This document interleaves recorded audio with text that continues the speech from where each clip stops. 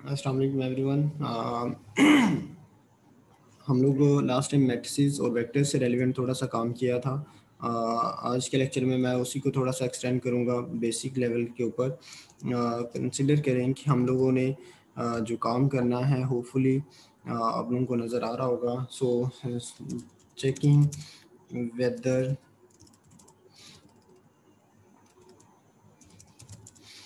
a matrix, sorry spelling, matrix is square or not। जो basic operations हैं, सो पहले हमें मैट्रिक्स को डिफाइन करना होगा। लास्ट टाइम हम लोगों ने डिस्कस किया था। हम लोग इसको 2D अरे टाइप डिक्लेयर करवाते हैं। सो लेट्स सी, इसमें मैं वैल्यूज़ रुकवा देता हूँ 1,2,3 एंड दूसरी सब अरे 7,8,10 सपोज, एंड उसके बाद यहाँ पे वैल्यूज रुकवा दें 20,19,1। मतलब कोई भी रैंडम वैल्यूज यहाँ पे आप रुकवा सकते हैं। अब सपोज करें आपने ये एक मैट्रिक्स डिफाइन कर दिया हुआ है। अब हम लोग चाहते हैं कि इस मैट्रिक्स की नंबर ऑफ़ रोज़ और नंबर ऑफ़ कॉलम्स को हम लोग काउंट करें। तो अगर हम लोग नंबर ऑफ़ रोज़ और नंबर ऑफ़ कॉलम्स को काउंट करना चाहते हैं तो देन हम लोग सिंपली क्या करेंगे, सपोज मैं कहता हूँ कि नंबर ऑफ़ रोज़ जो है ना दैट इज़ इक्वल टू जो आपके पास एक इंटरनल वेरिएबल कमांड है लेंथ की। हम लोग इस लेंथ को भी जो है ना डिस्कस कर लेते हैं फर्स्ट। सो पहले लेंथ को देख लेते हैं कि लेंथ की कमांड करती क्या है। हम क्वेश्चन मार्क लगाएंगे, लेंथ लिखेंगे और शिफ्ट एंटर प्रेस करेंगे तो वो लेंथ की डिटेल दे देगा। उसमें आपने एक्सप्रेशन पास करना है, gives the number of elements. इस एक्सप्रेशन के अंदर नंबर ऑफ़ एलिमेंट्स की तादाद दे देगा।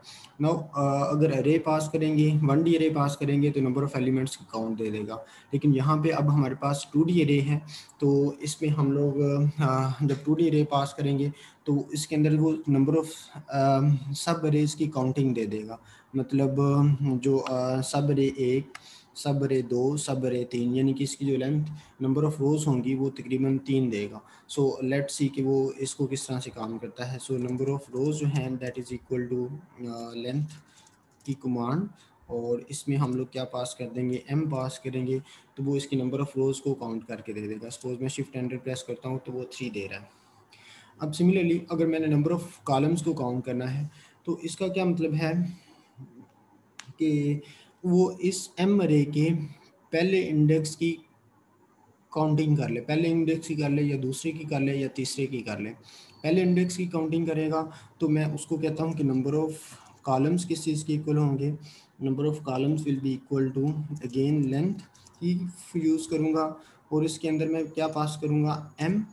अब m अगर कंप्लीट पास कर दूंगा तो वो इस कंप्लीट को डिस्कस करेगा। लेकिन m अरे की मैं फर्स्ट एलिमेंट यानी कि फर्स्ट सब अरे तक जाना चाहता हूँ, यानी कि ज़ीरो इंडेक्स के ऊपर। जब ज़ीरो इंडेक्स नहीं होता मैथमेटिका के अंदर, इसकी मैं लास्ट लेक्चर के अंदर एक्सप्लेनेशन दे चुका हुआ हूँ। सो इंडेक्स 1 से स्टार्ट होता है तो वो 1 के ऊपर जो है ना पड़ी हुई जो सब अरे है उसकी काउंटिंग ले लेगा। सो 1 अरे के ऊपर सब अरे पड़ी हुई है तो उस सब अरे की लेंथ कैलकुलेट करेगा, तो ओबियसली वो भी क्या होनी चाहिए, 3 की इक्वल ही आनी चाहिए क्योंकि नंबर ऑफ 3 एलिमेंट्स हैं। सो अगर हम हमारे पास नंबर ऑफ़ रोज़ और नंबर ऑफ़ कॉलम्स की जो तादाद है, अब हम लोग इफ़ की कमांड यूज़ करेंगे। नाउ अगेन हम लोग पहले इफ़ को डिस्कस कर लेते हैं कि जो इफ़ है वो किस तरह से काम करता है। अब इफ़ में देखें, पहले हमने कंडीशन पास करनी है, फिर उसके बाद कंडीशन अगर ट्रू होती है तो ट्रू के केस में कोमा लगा के जो भी आप काम करना चाहते हैं, अगर कंडीशन ये फॉल्स होती है तो कोमा लगा के फॉल्स के केस में आप जो करना चाहते हैं वो कर सकते हैं। जिस तरह से आपने कभी एक्सेल में इफ़ की कमांड इम्प्लीमेंट की होगी तो बिल्कुल सेम मेथड है। सॉरी,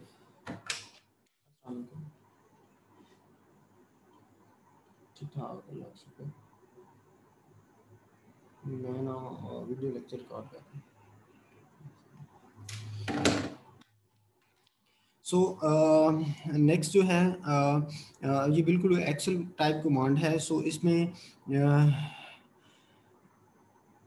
नेक्स्ट जो है, अगर सपोज करें बाज़ दफ़ा ऐसा होता है आपके एल्गोरिथम के मुताबिक कंडीशन ट्रू भी नहीं होती और फॉल्स भी नहीं होती। सो उस ट्रू और फॉल्स, जब कंडीशन ट्रू और फॉल्स ना हो रही हो तो देन वो क्या करे, यू को एवेल्यूएट कर ले। यानी कि यहाँ पे आप कोई फार्मूला भी लिख सकते हैं या आप अगेन कुछ कैलकुलेशन यहाँ पे करवा सकते हैं, यहाँ पे मैसेज पास करवा सकते हैं। सो इनिशियली हम लोग फर्स्ट को इम्प्लीमेंट करेंगे। सो इफ़ में पहले हम लोग इफ़ टाइप करेंगे।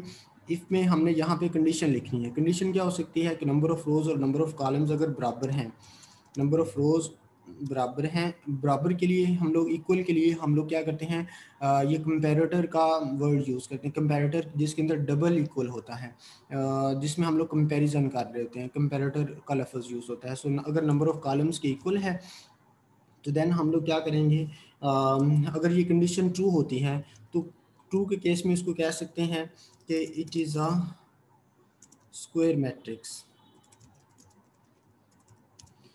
और अगर फर्ज किया ये कंडीशन फॉल्स है तो उसके बाद कोमास में आप लोग कर सकते हैं कि इट इज़ अ, या फिर कह सकते हैं it is not a square matrix. ठीक है। सो अगेन हम लोगों ने यहाँ पे जो इन्वर्टेड कोमास यूज़ किए हैं ये एज इट इज़ ऐसे ही शो करवा देगा। इनकी जगह पे आप लोग प्रिंट का कमांड भी यूज़ कर सकते हैं। ठीक है। So what's the problem. So यहाँ पे नंबर ऑफ कॉलम्स हमने ऊपर COLS यूज़ किया है, यहाँ पे हमने सिर्फ COL यूज़ किया है। सो इस वजह से वो मसला दे रहा है। So it is a square matrix, यानी कि उसके नंबर ऑफ कॉलम्स और नंबर ऑफ रोज इक्वल हैं, तो इस वजह से उसने ये कंडीशन ट्रू हुई। सो उस ट्रू की केस में उसने हमें ये मैसेज दे दिया कि it is a square matrix. So again हम लोग एक छोटी सी एक्सरसाइज करते हैं। हम लोग कहते हैं कि अगर किसी मैट्रिक्स को चेक करना हो कि वो सिंगुलर है कि नहीं है।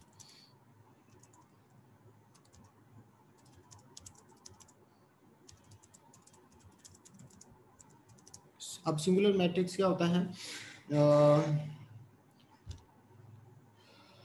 एक तो सिंगुलर मैट्रिक्स ये होता है कि एक तो वो स्क्वायर मैट्रिक्स हो और दूसरा वो क्या हो, उसका determinant not equal to zero आना चाहिए। यानी कि जो मैट्रिक्स है वो क्या होना चाहिए, एक तो स्क्वायर मैट्रिक्स होना चाहिए और दूसरा वो क्या हो, उसका determinant not equal to zero होना चाहिए, यानी कि कोई नंबर आना चाहिए, तब वो आपके पास सिंगुलर मैट्रिक्स होगा। अब सॉरी, मैं कुछ गड़बड़ी तो नहीं कर रहा, मेरे ख्याल में जो आपके पास स्क्वायर मैट्रिक्स होगा और अगर उसका डिटर्मिनेंट इक्वल टू ज़ीरो आ जाएगा, स्क्वायर मैट्रिक्स होगा और अगर उसका डिटर्मिनेंट जो है वो इक्वल टू ज़ीरो होगा तो देन वो सिंगुलर मैट्रिक्स होगा, और अगर नॉट इक्वल टू ज़ीरो होगा देन वो नॉट सिंगुलर होगा। अगेन फिर से कि अगर आपका जो गिवन मैट्रिक्स है वो स्क्वायर मैट्रिक्स होगा और उसका determinant not equal to zero है तो देन वो नॉट सिंगुलर मैट्रिक्स होगा, और अगर उसका डिटर्मिनेंट इक्वल टू ज़ीरो आ जाता है तो देन वो सिंगुलर मैट्रिक्स होगा। सो लेट्स सी, हमने इसके लिए पहले क्या चेक करना है कि वो स्क्वायर मैट्रिक्स हो, और दूसरी कंडीशन क्या है कि वो जो है ना उसका determinant not equal to zero हो। सो हम लोग जो है ना पहले इफ़ की कमांड तो हम लोग डिस्कस कर चुके हैं, तो डिटर्मिनेंट कैसे कैलकुलेट करना है वो हम लोग देख लेते हैं। क्वेश्चन मार्क लगाते हैं, डिटर्मिनेंट के लिए बिल्ट इन कमांड है DET की। सो इसको देखते हैं। सो सिमिलरली इसमें क्या करना है, आपने एक M मैट्रिक्स पास करना है, लेकिन वो स्क्वायर मैट्रिक्स होना चाहिए, तो उसका क्या करेगा, डिटर्मिनेंट कैलकुलेट करके दे देगा। सो फर्स्ट ऑफ ऑल हम लोग उसको कहते हैं कि जो है ना इफ़ की कमांड के ज़रिए हम लोग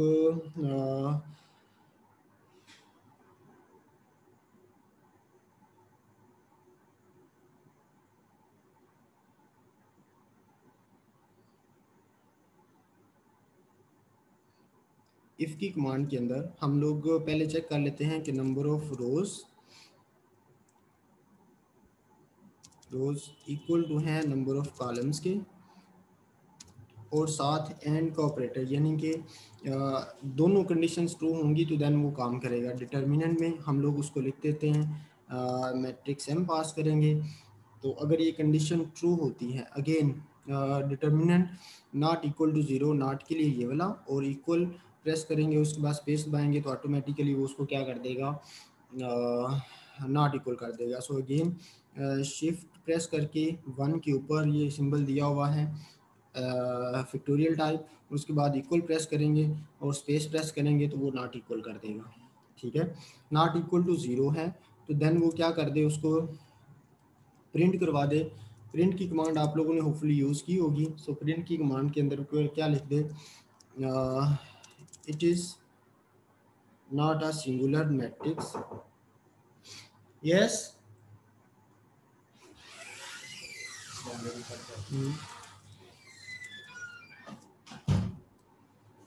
ये हमारा दोस्त है बिलाल।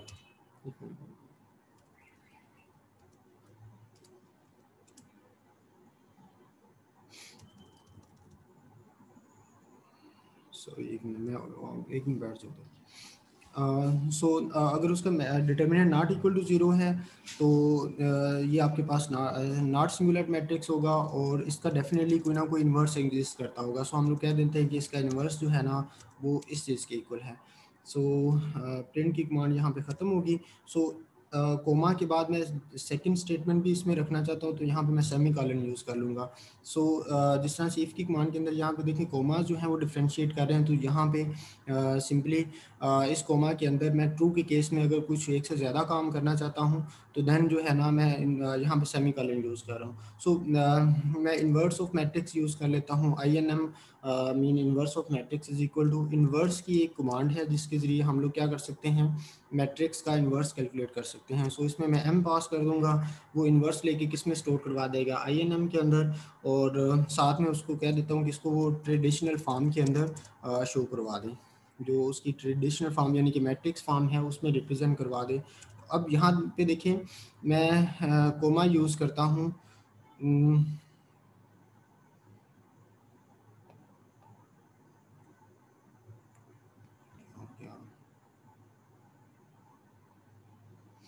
सो यहाँ पे मैं सिंपली कोमा यूज़ करूँगा। तो अब यहाँ पे देखें ये स्टेटमेंट है और ये वाला जो सारा काम है ये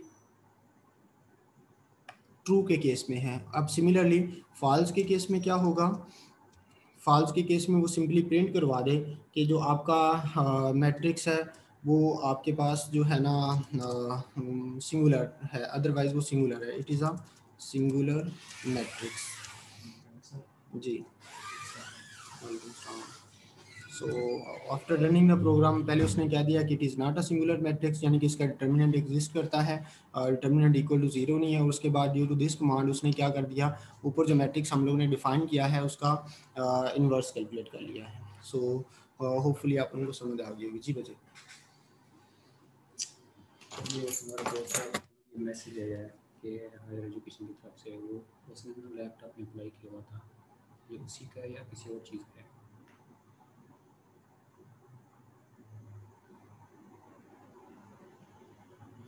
उसने जो वहाँ पे कोई एप्लीकेशन फाइल की है ना, उन्होंने उसको ये अपने उस एप्लीकेशन का ट्रैकिंग आईडी दे दिया।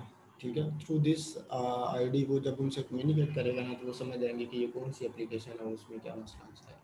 अभी कंफर्म नहीं हुआ कि कंफर्म नहीं हुआ, वो जस्ट उन्होंने आपको वापस रिप्लाई किया कि हमने आपकी एप्लीकेशन रिसीव कर ली है और आपकी एप्लीकेशन का जो टिकट नंबर है वो ये है।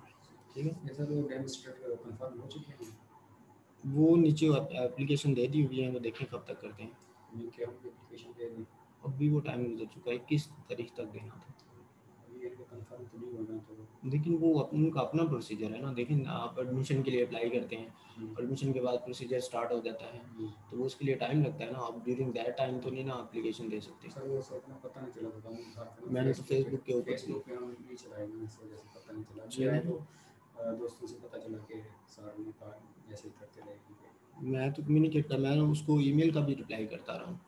मतलब ये तो बंदे को चेक करनी चाहिए ना, उसके साथ ईमेल के जरिए कम्युनिकेट करता रहा हूँ। अब तो पॉसिबल नहीं है सीरियसली, क्योंकि उन्होंने हो सकता है आगे नाम फॉरवर्ड कर दिए हों।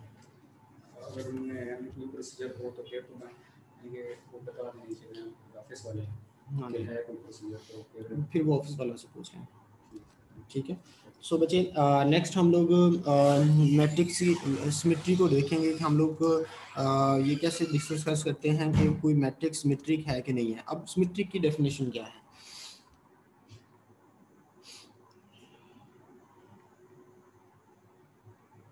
अगर किसी मैट्रिक्स का कम्प्लेक्स कॉन्जुगेट से क्या मुराद है, उसका इन अदर वर्ड्स हम ये कह सकते हैं कि अगर मैट्रिक्स का डैगर लें, डैगर में हम लोग क्या कर लेते हैं, मैट्रिक्स का कॉन्जुगेट लेने के बाद उसका ट्रांसपोज ले लें, और अगर वो मैट्रिक्स अपनी ओरिजिनल मैट्रिक्स के इक्वल आ जाए तो देन वो मैट्रिक्स क्या होगा, जो है ना वो सिमेट्रिक मैट्रिक्स होगा, अदरवाइज वो सिमेट्रिक मैट्रिक्स नहीं होगा। सिमेट्री के डेफिनेशन जो है, आई थिंक मैंने हर्मिशियन की डेफिनेशन बता दी है।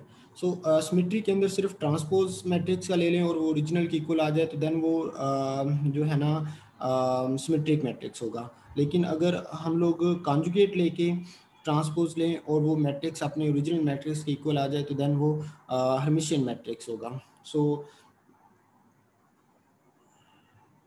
लेट्स सी हम लोग इसको किस तरह से डिस्कस कर सकते हैं। हम लोग यहाँ पे लिखते हैं checking symmetry of the matrix। so इसमें हम लोग if जो m है that is equal to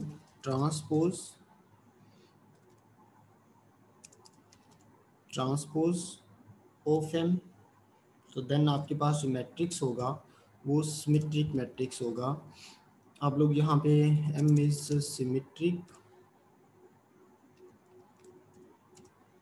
and similarly spelling का देख लीजिएगा। अगेन मैं थोड़ा सा डिफाइन कर दूं, सिर्फ ट्रांसपोज अगर इक्वल आ जाता है तो देन सिमेट्रिक होगा, अगर कॉन्जुगेट ट्रांसपोज इक्वल आता है तो देन वो हर्मिशियन मैट्रिक्स होगा।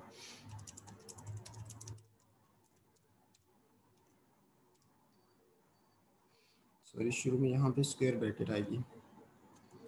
सी शार्प या सी प्लस प्लस में भी साथ साथ काम करें तो ये मसला तो रहता है मैथमेटिका के साथ।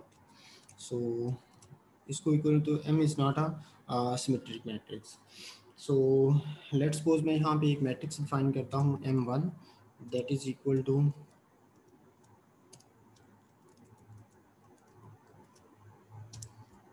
सॉरी यहाँ पे 1 इमेजिनरी कैपिटल आई और 1 माइनस कैपिटल आई इमेजिनरी, और उसके बाद बाहर आके comma minus imaginary comma 3 comma 2 imaginary लिखना है, 2 इमेजिनरी लिखना है तो 2 स्पेस आई लिख दें, और उसके बाद नेक्स्ट जो है यहाँ पे 1 plus I comma minus 2 space I coma 2। So let's see कि वो उसको हम लोगों ने हमेशा चेक करना है। सो सपोज करें कि इफ़ की कमांड के अंदर आपने क्या काम करना है, पहले ट्रांसपोज लेना है, ट्रांसपोज के अंदर आपने कॉन्जुगेट लेना है, कॉन्जुगेट, और उसमें आप लोग क्या पास कर देंगे m, यानी कि वो पहले कॉन्जुगेट लेगा, कॉन्जुगेट में वो सिंपली क्या करता है इमेजिनरी साइन इमेजिनरी पार्ट को जो सिंबल है उसको रिवर्ट कर देता है, अगर पॉजिटिव है तो नेगेटिव, नेगेटिव है तो पॉजिटिव कर देता है। सो उसके बाद उसका ट्रांसपोज लेगा, और अगर वो इक्वल आ जाता है किसके m के ही, सॉरी हम लोग यहाँ पे m1 यूज़ कर रहे हैं, सो यहाँ पे m1 के ही इक्वल आ जाता है तो देन ये मैट्रिक्स जो होगा वो आपके पास क्या कहलाएगा, जो M1 is Hermitian matrix। so otherwise else के केस में M1 is not a Hermitian matrix। so let's see कि M1 के बारे में क्या कहता है। उसने कोई भी मैसेज नहीं दिया, आई थिंक स्क्वायर, हाँ सॉरी यहाँ पे इन्वर्टेड कोमा आना था, closing inverted commas of this. So उसके बाद जब प्रेस करेंगे तो M1 is a Hermitian matrix. So यहाँ से हम लोग चेक कर सकते हैं। सिमिलरली हम लोग किसी मैट्रिक्स की ट्रेस भी कैलकुलेट कर सकते हैं। ट्रेस क्या होता है? डायगोनल एलिमेंट का सम होता है। सो उसके लिए हम लोग सिंपली यहाँ पे क्या करेंगे,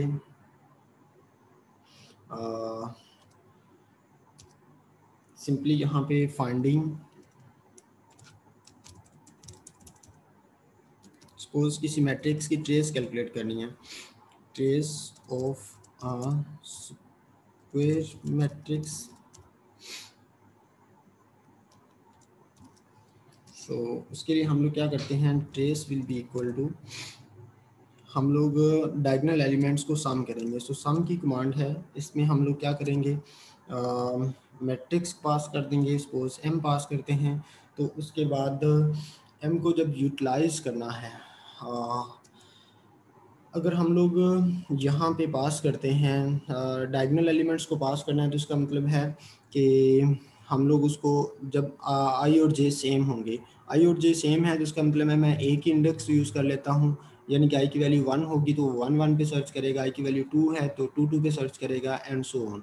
सो यहाँ पे मैंने m पास कर दिया, यानी कि m की जो आयत सब यहाँ पे जो फर्स्ट इंडेक्स है वो सब अरे को शो करेगा, और ये जो इंडेक्स है वो उस सब अरे के आयत एलिमेंट को लेके जाएगा। यानी कि ये वाला जो है ये सब अरे, मतलब ये सपोज करें ये फर्स्ट अरे है, अगर i की वैल्यू 1 है, ठीक है, तो यहाँ पे वो फर्स्ट सब अरे के ऊपर, और इस सेकंड आई की वजह से वो इस फर्स्ट सब अरे के ऊपर जो आई की अगर वैल्यू 1 है तो ये फर्स्ट इंडेक्स के ऊपर जो वैल्यू पड़ी होगी उसके ऊपर जाएगा। सो अगेन मैं ये कह रहा हूँ कि मैथमेटिका के अंदर जो इंडेक्स है वो 1 1 से स्टार्ट होता है। सो अगर 1 1 है, अगर सपोज करें आई की वैल्यू 2 है, तो यहाँ पे भी 2 आएगा और यहाँ पे भी 2 आएगा, तो इसका क्या मतलब होगा, 2 सेकेंड सब अरे, यानी कि यहाँ पे जो 2 होगा उसकी वजह से सेकेंड सब अरे जो कि ये वाली है, और इसके ऊपर जो यहाँ पे 2 होने की वजह से इसका मतलब है जो सेकंड एलिमेंट है उसको उठाएगा।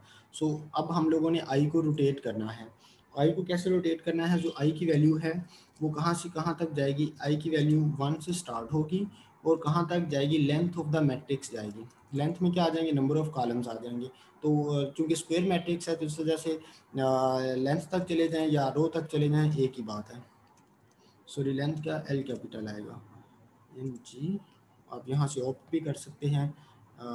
सो यहाँ पे आप लोग क्या पास कर दें, एम पास कर दें, ये स्क्वायर ब्रैकेट बंद करेंगे तो सम की ब्रैकेट बंद हो जाएगी। सो लेट्स सी, हमने एम पास किया है तो एम की वो कैलकुलेट करेगा, सॉरी यहाँ पे करली ब्रैकेट बंद होगी लिमिट वाली, m1 is Hermitian due to, ये वाली कमांड भी चल रही है, और उसके बाद इसका 10 आ रहा है तो इसमें m पास करें, तो जो m मैट्रिक्स है वो हमारे पास जो है ना उसमें 1 प्लस जो 8 है और 8 प्लस 1 कितना आएगा, हाँ जी 10 के इक्वल आएगा।